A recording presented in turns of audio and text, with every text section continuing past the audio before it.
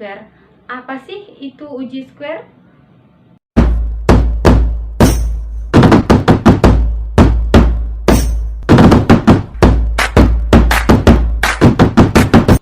Baik, bismillahirrahmanirrahim. Assalamualaikum warahmatullahi wabarakatuh. Salam tering doa, semoga segala aktivitas keseharian kita bernilai ibadah di sisi Allah Subhanahu wa Ta'ala. Amin ya Rabbal 'Alamin. Salam hangat, apa kabar teman-teman? Semoga kita semua senantiasa diberikan kesehatan.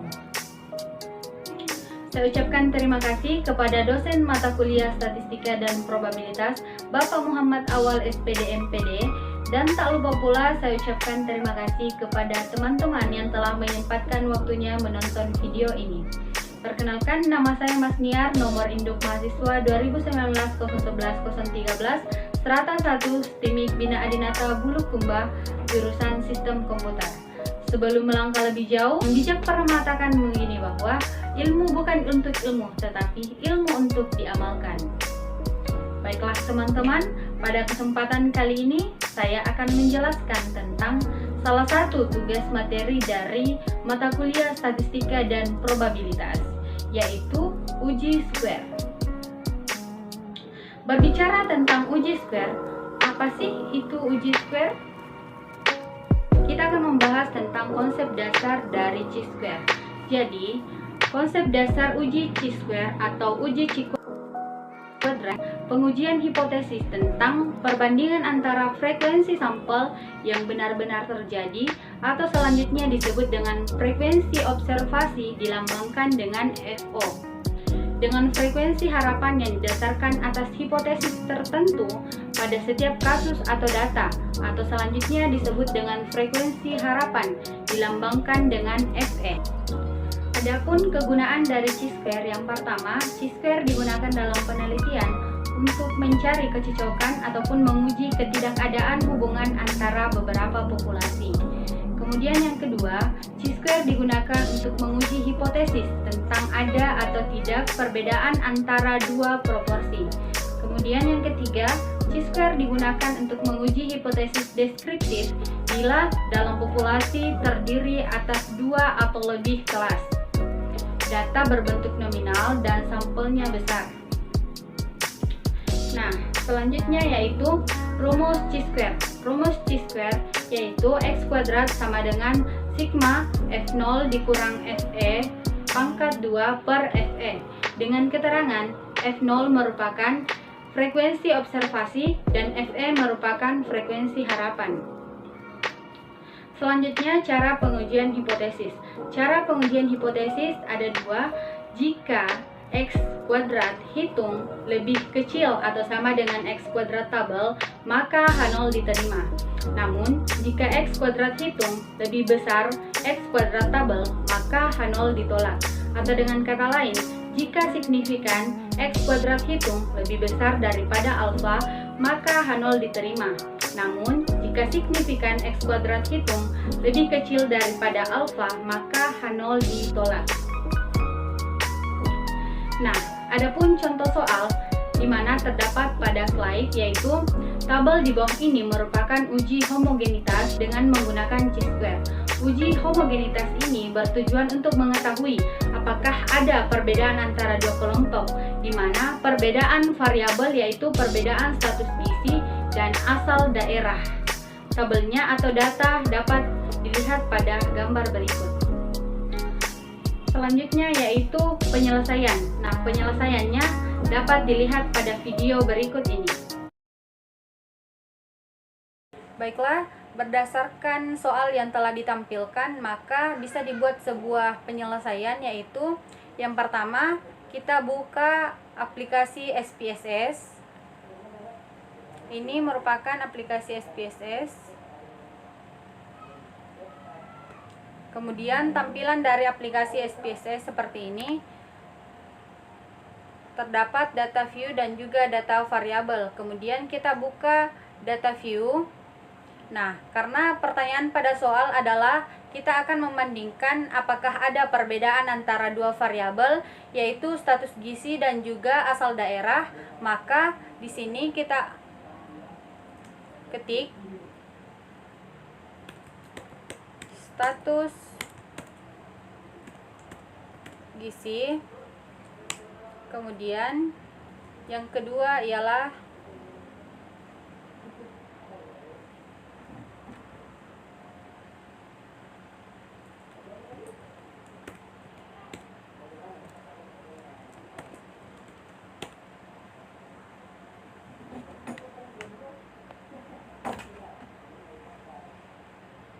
daerah asal. Selanjutnya total. Kemudian untuk desimalnya kita ganti menjadi 0.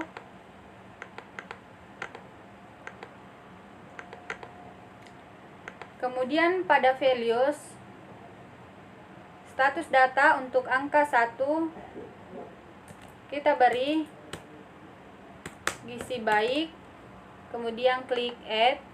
Untuk angka 2 kita beri gizi kurang, kemudian klik add, kemudian oke.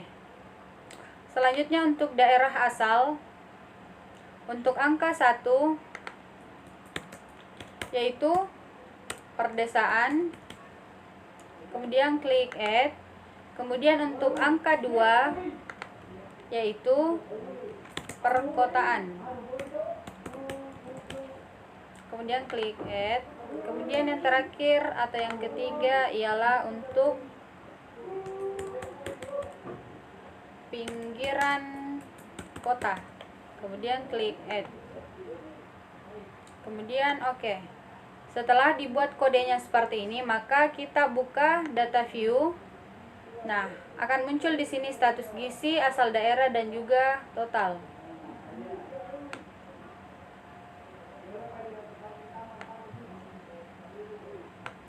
Kemudian kita klik atau masukkan data berdasarkan pada soal, di mana ini berdasar pula pada kode yang telah kita input tadi, yaitu angka 1 menandakan gizi baik. Kemudian untuk asal daerah angka 1 yaitu pedesaan, kemudian angka 2 yaitu perkotaan, dan angka ketiga yaitu pinggiran kota. Kemudian untuk angka 2 untuk status gizi yaitu gizi kurang, kita buat juga 3. Kemudian untuk asal daerah perdesaan untuk angka 1, angka 2 perkotaan, angka 3 untuk pinggiran kota. Kemudian untuk totalnya berdasarkan pada soal, yaitu status gizi untuk gizi baik di daerah perdesaan itu 5. Kemudian status gizi untuk gizi baik untuk daerah asal perkotaan yaitu 4.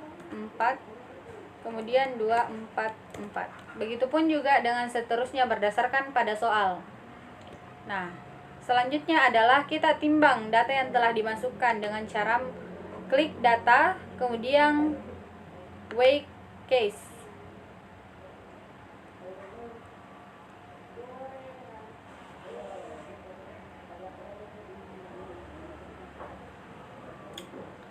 Setelah itu kita klik total, kemudian pilih weigh case by. Kemudian masukkan data, lalu klik OK. Selanjutnya adalah kita masuk ke analyze, kemudian pilih descriptive static, kemudian cross tabs. Selanjutnya untuk status gizi kita masukkan ke row atau baris. Kemudian untuk daerah asal kita masukkan pada kolom. Kemudian kita pilih static. Selanjutnya klik chi-square dan contingency coefficient.